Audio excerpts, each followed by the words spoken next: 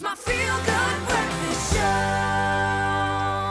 Welcome back. Thank you so much for joining us and rejoining what has been a very interesting conversation this morning. We now turn to our health, and sometimes our body is not in the best health to move or shake alongside our family and friends. We find this out on our show every day, and it seems like those aches and pains are the order of the day. In fact, that's where you start generally.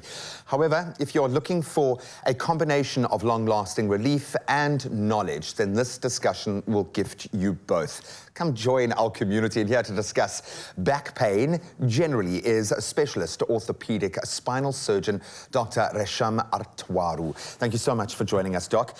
It's amazing to me how many people are affected by some degree of back pain. So in your space, because I know every person is completely different, but you've got to find a common thread to be able to focus on solutions. So how have you defined back pain for you? How do you approach this space?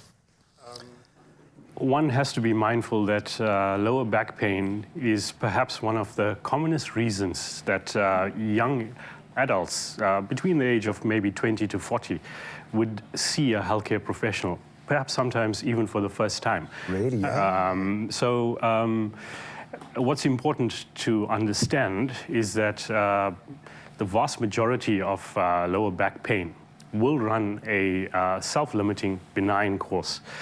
It's quite important that one distinguishes between non-specific lower back pain or mechanical back pain, and on the other end of the spectrum is pathological back pain. So back pain which is accompanied by what we loosely term as red flags, which require immediate and urgent attention. And it's a difficult space to know, because you can go 0 to 100 very, very quickly. And That's yeah, right. I've had a mate who I've had to come and rescue, stuck in a spasm literally on his fall. Yes. I've gone through this crazy journey myself after my own kind of microdiscectomy, kind of keyhole surgery that was massively successful, but then really struggled with the rehab because of COVID. It was like literally the second week of COVID. No one could go anywhere.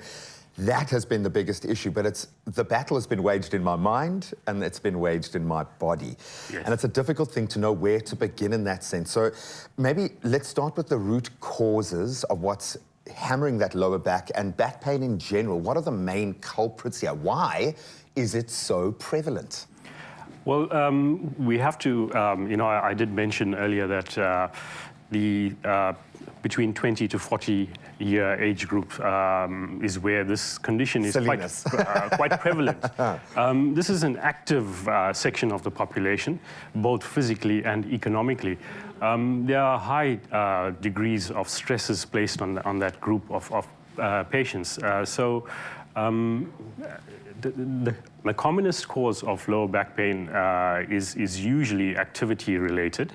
In about 70% of the time, as I mentioned, are benign and self-limiting. And it just works itself through that system. Yes. It's amazing to me. The journey for me has been partly about finding amazing practitioners to work and help me through that journey, or other sufferers, and everyone's got a trick or a perspective, and just being able to talk to people about it often kind of makes it feel a little less intense in that sense. But it kind of feels like half the world has it and half the world doesn't. People will have scoliosis, like in my case, a skew spine, and never have an issue with it. I went through a particular gateway that just sent it to another stratosphere. Why is it so different for each person? Is it because the back connects the whole system together? Why is this such a grey, murky area from my perspective? Obviously, you have a specialization in that space, but it must make practicing in this space very difficult. Of course, yeah. So pain is a very subjective experience. And subjected to certain stimuli, different people will react differently. So it is obviously related to your personality profile, your activity profile, also your beliefs about pain. Yeah. To understand lower back pain, it's actually a multifactorial problem. Exactly. And it's not just an anatomical issue. What pain tends to do is that it does affect every aspect of one's life.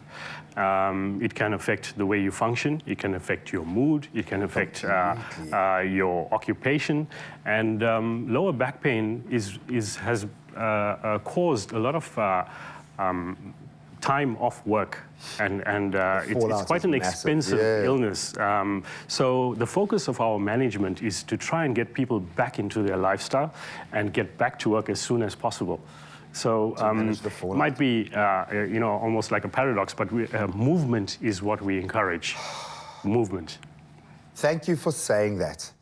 If I could distill the last 3 years into one word, mentally and physically, because it's been one of the greatest mental challenges I've gone through as well, movement is key. To hear a doctor speak about it from this holistic perspective, as specialized as you are, is amazing to me. Once again, it's almost like you're a human specialist more than a back specialist in that space. But thank you so much for opening that window. And I think the bottom line here is there is help at hand. There are resources that you can tap into. And I know pain is very different for each person. It may hide in plain sight, but after you've identified it, you have the knowledge and you can be empowered to do something about it. You can live a much happier, engaged life. And we're about to grant some pain relief in the short term to some of our viewers by announcing our ACTIPATCH competition winners, and you're going to win big.